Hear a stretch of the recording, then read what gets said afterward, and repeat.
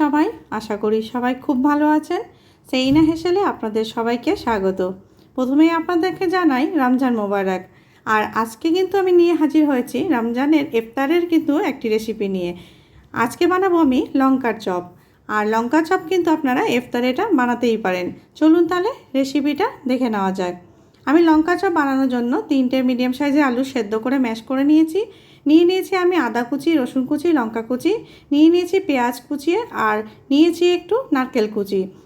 এবার আমি লঙ্কাগুলোকে মাঝ বরাবর এইভাবে চাকু দ্বারা আমি এটাকে চিড়ে দেব। এবার ভেতর থেকে যে বীজগুলো আছে সেগুলো পুরো বার করে আমি এটাকে পরিষ্কার করে নেব। সব লঙ্কাগুলো আমি এইভাবে সাবধানে কিন্তু বেশ মাঝ বরাবর চিড়ে দিয়ে ভেতর থেকে বীজগুলো বার করে নেব। এই লঙ্কাগুলো বেশ মোটা হয়, তবে এগুলো ঝাল হয় না। এবার আমি পুরটা বানাবো, তার জন্য আমি নিয়ে নিচ্ছি এখানে সর্ষের তেল। তার মধ্যে দিয়ে দিলাম আমি রসুন আর আদা কুচি।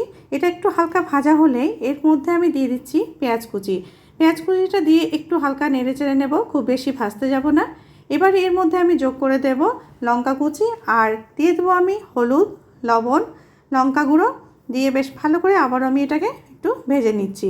এবার আমি যে আলু সেদ্ধ করে ম্যাশ করে রেখেছিলাম সেই সেদ্ধ আলুটা আমি এর মধ্যে দিয়ে দিচ্ছি।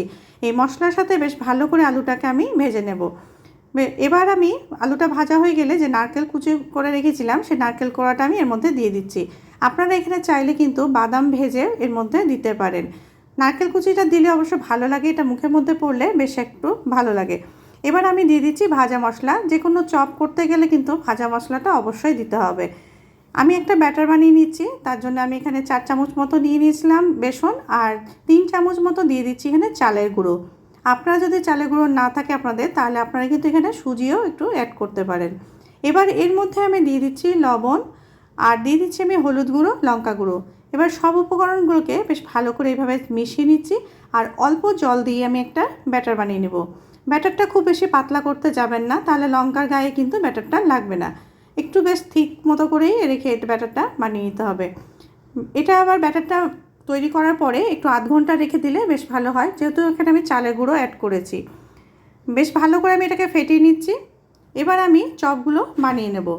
লঙ্কাগুলো যে মাঝ বরাবর চিড়ে রেখেছিলাম সেই লঙ্কাগুলো এইভাবে নিয়ে হাতে, এবার যে আলুর পুরটা বানিয়েছি সেটা এইরকম করে আঙ্গুলের দ্বারা চেপে চেপে এর মধ্যে লঙ্কার মধ্যে কিন্তু এটা দিয়ে দিতে হবে। বেশ ভালো করে আলুর পুরটা এর মধ্যে আমি ভরে দিচ্ছি। দেখুন আমি কিভাবে করছি। বেশ এইভাবে আলু পুরটা এর মধ্যে লঙ্কার মধ্যে ভরে দিয়ে আমি সবগুলো চপ বানিয়ে নিলাম। এবার আমি এটাকে ভেজে নেব। তার জন্য এই ব্যাটারের মধ্যে লঙ্কার সেই ডাঁটাটা ধরে ব্যাটারের মধ্যে ডুবিয়ে তেলের মধ্যে আমি এইভাবে দিয়ে দিচ্ছি। একটু ধৈর্য ধরে এটা ভাজতে হবে, নাহলে লঙ্কাটা একটু কাঁচা কাঁচা থেকে যাবে। ধৈর্য ধরে ভাজলে বেশ বাইরেটা মুচমুচে হবে আর ভেতরে লঙ্কাটাও সেদ্ধ হয়ে যাবে। এইভাবে একটু হালকা করে ভেজে ভেজে বেশ লালচে হয়ে আসলে এটা আমি তুলে নিচ্ছি। সব চপগুলো আমি এইভাবে বানিয়ে নিয়েছি। আপনারা রমজান মাসে কিন্তু ইফতারে এইরকম চপ বানিয়ে নিতে পারেন। রেসিপিটা তো আপনারা দেখে নিয়েছেন, খুব সহজেই কিন্তু এই লঙ্কা চপটা হয়ে যায়, আর খেতেও কিন্তু দুর্দান্ত হয়। আমার ভিডিওটি ভালো লাগলে লাইক, শেয়ার, সাবস্ক্রাইব করতে ভুলবেন না। ভালো থাকবেন বন্ধুরা, সুস্থ থাকবেন, পাশে থাকবেন। আবারও হাজির হব অন্য এক রেসিপি নিয়ে। ধন্যবাদ।